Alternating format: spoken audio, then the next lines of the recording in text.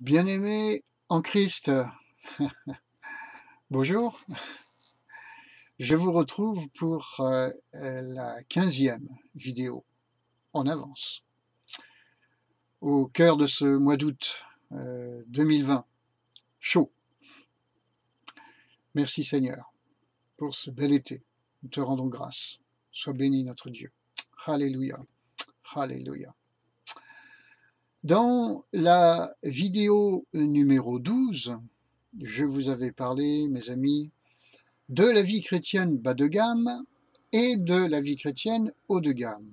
Ensuite, il y a eu la numéro 13 et la numéro 14 qui étaient deux vidéos de mon histoire, de mon témoignage, de ma vie, de ma rencontre et de ma vie avec le Seigneur Jésus-Christ. Donc, je reviens avec cette 15e vidéo sur des vidéos d'enseignement. Et celle-ci fait donc suite à la numéro 12. Donc, j'ai pensé qu'il fallait que je vous entretienne sur la question de s'installer définitivement dans la vie chrétienne haut de gamme. Autrement dit, ce n'est pas le tout d'y parvenir, mais c'est encore beaucoup mieux d'y rester. Donc, d'être dans une posture de victoire stable, continuelle, où vous êtes réellement assis dans les lieux célestes en Jésus-Christ et dans la paix du Seigneur. Oui, le royaume de Dieu, je le rappelle, c'est le royaume de Dieu. Romains 14, verset 17, ce n'est pas le manger et le boire, mais la justice, la paix et la joie par le Saint-Esprit. Alors, pour s'installer définitivement dans la vie chrétienne haut de gamme, bien aimé, eh bien, le premier point que je vous suggère, c'est de bien visionner et revisionner toutes les vidéos que j'ai mis sur ma chaîne YouTube, et en particulier celles qui s'étendent de la numéro 3 à la numéro 12. Voilà. Revoyez-les, prenez votre temps, arrêtez le visionnage, arrêtez-vous sur les versets que je cite, priez, demandez au Seigneur ce que ça peut vouloir dire pour vous, etc. Faites un travail. Prenez du temps, bien-aimés. N'attendez pas qu'on retourne dans un éventuel confinement pour prendre du temps. C'est votre responsabilité de prendre du temps pour réfléchir à votre marche avec Dieu.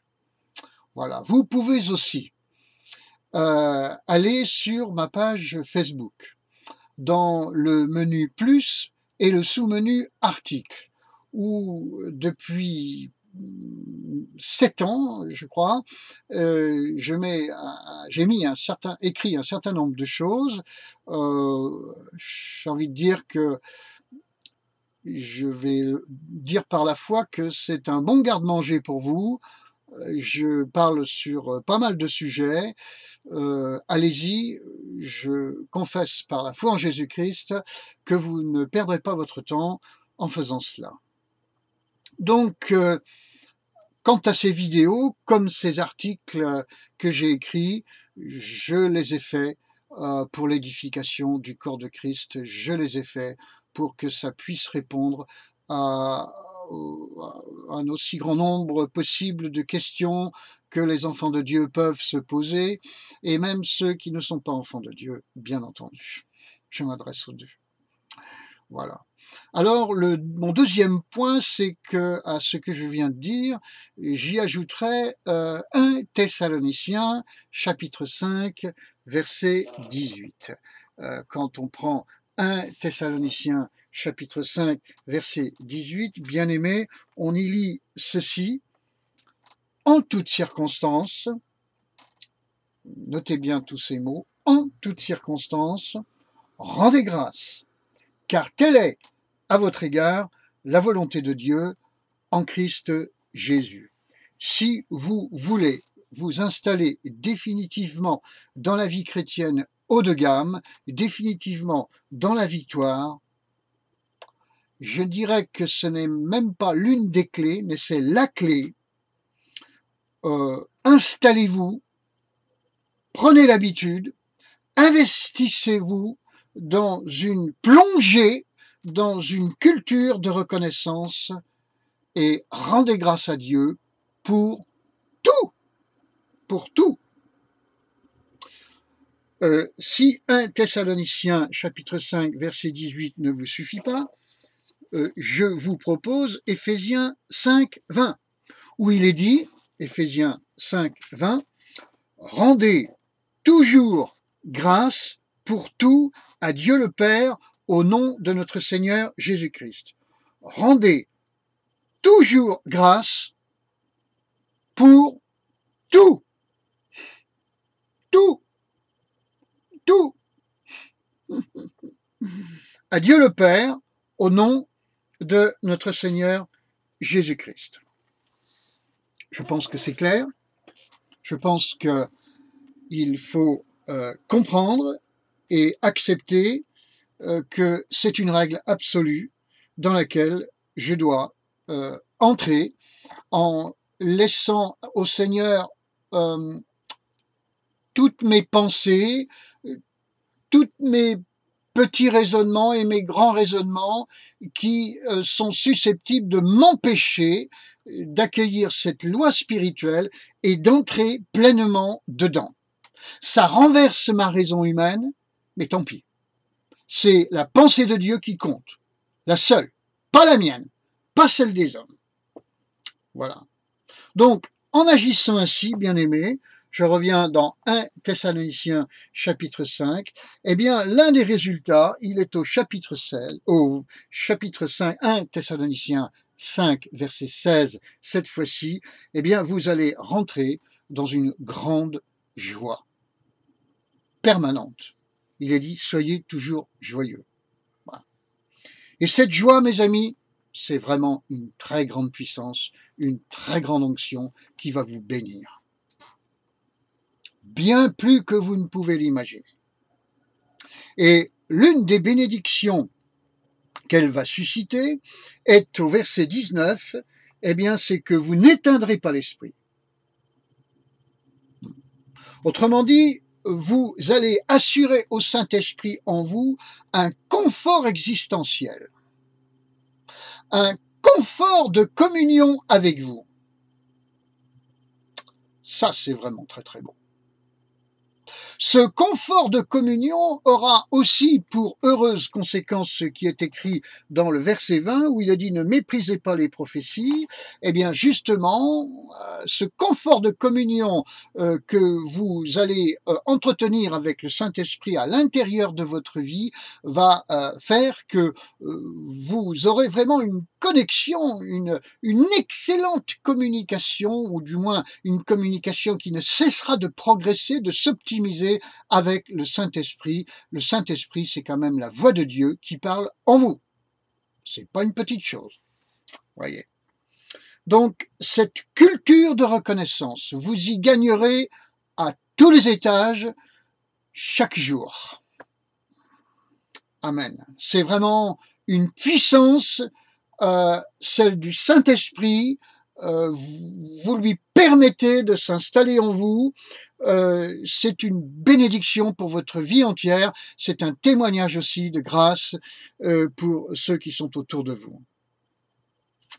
Je dirais ceci. La mode dans ce monde, et même dans le peuple de Dieu, elle est au mécontentement. Être content, de nos jours, c'est être considéré comme un naïf. Aujourd'hui, le mécontentement, lui, est regardé comme un éveil intelligent. Vous êtes des éveillés, vous êtes des conscientisés. Tandis que la joie permanente est plutôt considérée comme un état stupide, caractérisé par une dose d'inconscience épaisse. Voilà. Alors je dirais que Satan a bien enfumé le monde et bien enfumé aussi les chrétiens.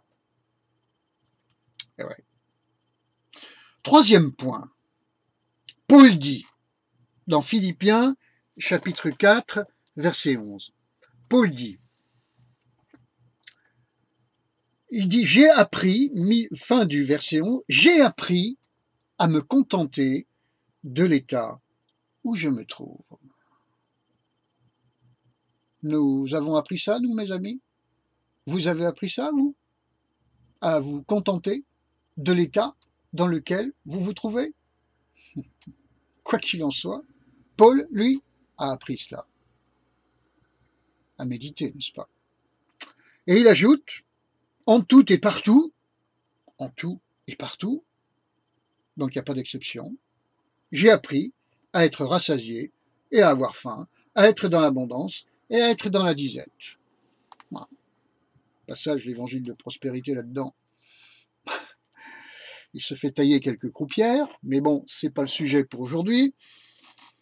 Le sujet pour aujourd'hui, c'est que Paul a appris. Paul a appris à être dans le contentement en toutes circonstances. En toutes circonstances, Paul a appris cette culture de contentement et de reconnaissance à Dieu, en toutes circonstances. Et quand il écrit l'épître aux Philippiens, il est dans les chaînes, en parlant de circonstances. Songeons-y, nous, les lecteurs et méditants de la parole de Dieu. Alors, nous, qu'avons-nous appris? Comme je le laissais comme je voulais le dire il y a quelques instants. Qu'est-ce que nous avons appris, nous, plutôt en général? Bon, on a appris à être mécontent. On a appris à être au ras des circonstances. Donc, nous avons appris à râler, à nous plaindre, à critiquer. Alors, les instances politiques, religieuses, les uns, les autres, ceux qui nous sont proches, ceux qui sont plus loin. Enfin bref, tout ce qui tombe sous nos postillons. On a appris ça. Voilà. Il y en a qui font de leur vie entière une râlerie permanente.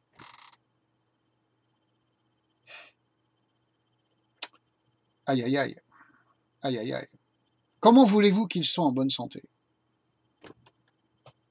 Intérieure et corporelle. Ce n'est pas possible. À ce jeu-là, les gens deviennent dingues. Alors, que devons-nous apprendre? Nous devons apprendre à être tournés vers Dieu. Et non vers nous, et non vers le monde. Donc pas tourner vers les circonstances, mais tourner vers le Seigneur. C'est pas de l'horizontal, c'est du vertical. Nous devons apprendre à être paisibles, comme Paul, qui, je vous le précise autrefois, était un homme très coléreux.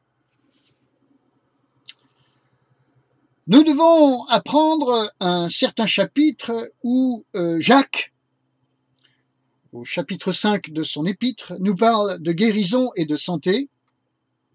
Et au verset 9, il donne un conseil, il dit « Ne vous plaignez pas les uns des autres, frères ». Dans ce chapitre 5, entre autres, il parle de guérison, il donne bien des conseils, il dit au verset 16 de confesser ses péchés les uns aux autres afin que vous soyez guéris, mais au verset 9, il dit aussi autre chose, il dit « Ne vous plaignez pas les uns des autres ».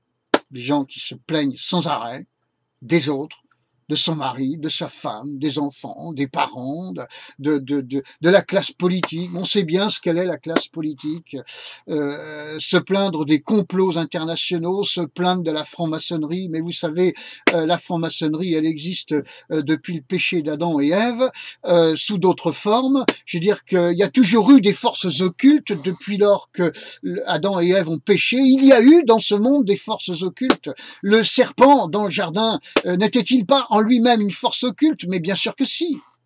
Alors il n'y a rien de nouveau sous le soleil, mes bien-aimés. C'est pas la peine d'en faire des ronflettes à n'en plus finir et de tourner en hystérie à ce sujet. Moi, ce qui m'intéresse, c'est d'adorer mon Dieu. Le reste n'est pas mon problème. Et si j'ai quelque attention à y porter, c'est depuis là-haut, avec mon Dieu, quand je suis dans le ciel, dans sa présence, dans le climat de sa grâce et de sa gloire. Alors je le sais, bien-aimé, je le sais, je le sais. C'est dur d'entendre cela quand on est malade et amer aussi, je le sais, je comprends, je comprends. Mais il faut l'apprendre avant qu'il soit trop tard, bien-aimé. Eh oui. Jude, verset 16. Il n'y a pas de chapitre, enfin il y a juste un chapitre dans Jude, donc c'est simple, et il y a 25 versets dans cet unique chapitre, mais là je vous parle du verset 16 de l'épître de Jude, la toute petite épître qui précède le livre de l'Apocalypse, de la Révélation pour les Anglais, qui est le livre final de la Bible. Verset 16. Dans ma version, il est écrit ceci, ce sont des gens qui murmurent, des mécontents, qui marchent selon leur convoitise, dont la bouche parle avec grandiloquence et qui flattent les gens par intérêt. Voilà. Et ce sont des gens qui murmurent, des mécontents, qui marchent selon leur convoitise. Dans ma version. Mais dans une autre version plus ancienne, la version synodale, au lieu qu'il soit écrit selon leur convoitise, il est écrit des mécontents il est dit, ce sont des gens qui murmurent, dans la version synodale, des mécontents qui se plaignent sans cesse. Je préfère de beaucoup la version synodale. Vous l'auriez compris, vous l'avez compris. Des gens qui se plaignent sans cesse, dans la version synodale. Des gens qui se plaignent sans cesse. C'est bien ce qu'on apprend. Vous allez sur les pages Facebook de certains lanceurs d'alerte qui sont en lien avec d'autres, qui se prennent pour des prophètes et des prophétesses. Ils se plaignent sans cesse, sans cesse, sans cesse. Où est passée l'adoration à Dieu? Elle n'existe plus. Si je me plains sans cesse, eh bien j'empêche Dieu de changer mes circonstances. Tout simplement. Dans la parole de Dieu, pour ne rien changer de mes habitudes. Jonas. Vous connaissez Jonas. Jonas se plaint. Et jusqu'au bout de son livre, ses circonstances ne s'améliorent pas. À méditer. À l'inverse, Joseph. Joseph. Vous n'êtes pas sans ignorer la vie de Joseph. Il aurait eu matière à se plaindre. Oh, c'est le moins qu'on puisse dire. Eh bien, Joseph ne se plaint de rien. Et en conséquence, quand il est en Égypte, eh bien, entre guillemets, il va finir vice-roi d'Égypte. Et à son époque, grâce à lui, l'Orient ancien va manger. Parce que ce ne sera pas seulement le peuple d'Égypte, ni même sa famille en Israël qui va manger, mais vous pensez bien que toutes les nations environnantes devaient converger vers l'Égypte, où Joseph avait rempli des silos de nourriture dans la sagesse que Dieu lui avait donnée. Mais cet homme ne se plaignait jamais, jamais de rien. Et pourtant, il y aurait eu matière à ce qu'il le fasse. Daniel. Vous n'êtes pas non plus sans connaître Daniel, cet autre prophète. Eh bien, Daniel, lui non plus, qui est pourtant déporté avec tout le peuple d'Israël à Babylone, déportation, la déportation des Juifs, c'est une notion qui ne nous est pas complètement étrangère à nous, concernant l'histoire récente. Eh bien, Daniel, qui était déporté à Babylone, lui non plus, ne se plaint de rien. Vous pouvez passer en revue les 12 chapitres du livre de Daniel, vous ne trouverez pas une seule plainte de cet homme. Et c'est ainsi qu'il deviendra, à Babylone, auprès du roi Nebuchadnezzar et de son successeur, un homme absolument clé, incontournable auprès de ses rois. Et même chose auprès des deux rois qui vont succéder à ces deux rois babyloniens, avec l'empire des Mèdes et des Perses qui aura renversé entre-temps celui de Babylone. Même chose. Daniel aussi sera un homme absolument clé, absolument indispensable auprès des Mèdes et des Perses. À méditer tout cela, mes amis.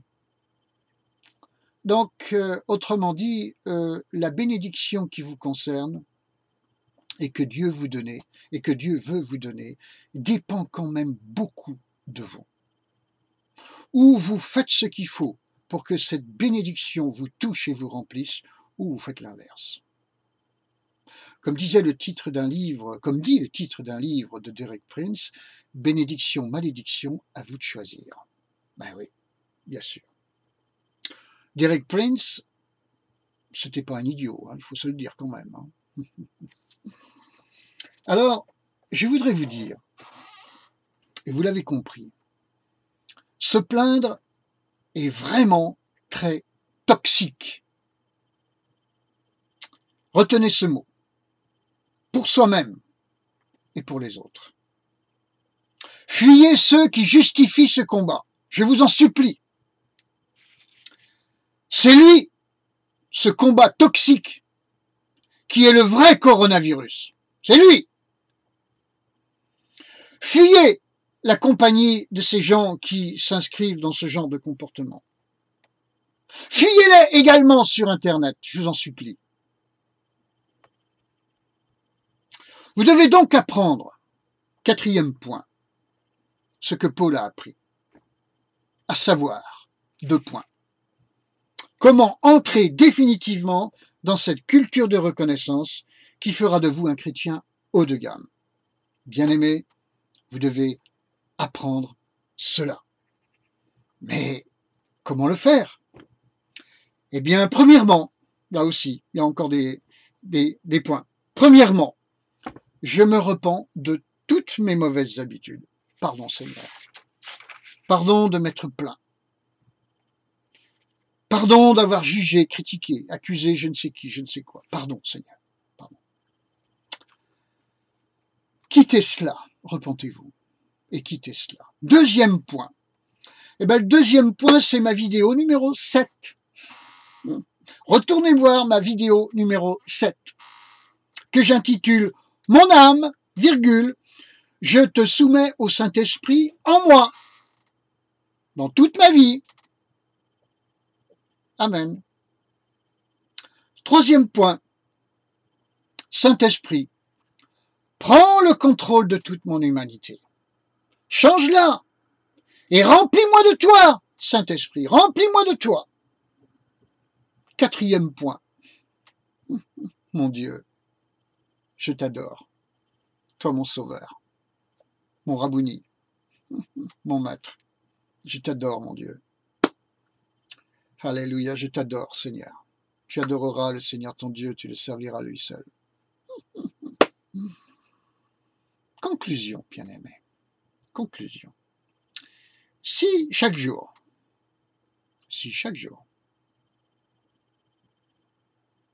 vous priez ainsi, vous n'aurez pas perdu votre temps à regarder cette vidéo.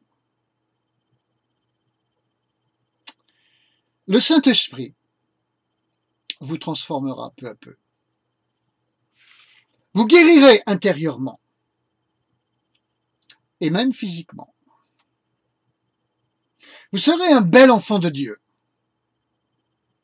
un porteur de sa lumière, qui témoignera autour de lui combien le Seigneur est bon. Amen, mes amis. Je compte sur vous pour que le visionnage de cette vidéo ne soit pas juste un petit moment d'édification, d'exhortation, d'encouragement pour vous, mais se trouve plutôt être vraiment un départ, une fin et un nouveau départ pour un changement de comportement, un changement de fonctionnement. J'espère avoir été suffisamment clair dans cette vidéo. Je prie le Seigneur que le plus grand nombre d'entre vous prennent ces paroles que je viens de vous dire au sérieux. J'ajouterai que j'ai fait en sorte qu'aucune de ces paroles soit inutile, que toutes soient vraiment incontournables, nécessaires. S'il vous plaît, prenez ce que je viens de vous dire au sérieux, pratiquez-le. Ne soyez pas des auditeurs ou des gens euh, qui visionnent des vidéos juste comme ça pour passer un bon moment, comme je viens de le dire, un petit moment d'édification. Et puis après, comme nous sommes des oublieux, eh bien, voilà, on oublie tout ça. Non, non, bien-aimés, s'il vous plaît, s'il vous plaît, s'il vous plaît, je vous demande de prendre ce que je viens de vous dire au sérieux et de le mettre en pratique. Le changement, votre changement, le mien, dépend de vous. Du côté de Dieu, tout a déjà été accompli sur la croix de Golgotha. Tout est prêt pour que un changement soit effectivement opéré en moi, en vous, en chacun d'entre nous. Je suis responsable. Vous êtes responsable de votre changement. Accueillez les valeurs de Dieu, accueillez la pensée de Dieu, accueillez la parole de Dieu, accueillez les versets choisis que je vous ai donnés dans cette vidéo. Recevez ce message, mes bien-aimés, une dernière fois avant d'en finir avec cette vidéo. Je vous en supplie, prenez ce qui vient d'être dit au sérieux, pratiquez-le et soyez bénis. Je prie le Seigneur mon Dieu, au nom de Jésus-Christ, que par la puissance du Saint-Esprit, vraiment, ce message touche votre cœur et que le plus grand nombre d'entre vous s'en trouvent être changés, transformés, qu'un esprit de bonne volonté vous touche. Oh Seigneur, touche une multitude d'hommes et de femmes maintenant, Seigneur, qui visionnent cette vidéo. Je t'en prie de tout mon cœur et de toute mon âme, afin que vous passiez d'une vie bas de gamme à une vie haut de gamme. Vous, mes bien-aimés qui m'écoutez, au nom de Jésus-Christ, mon Dieu, je t'en prie. Alléluia. Alléluia. Soyez bénis dans le nom du Seigneur. Bien-aimés, je vous embrasse au nom du Seigneur Jésus-Christ. Amen.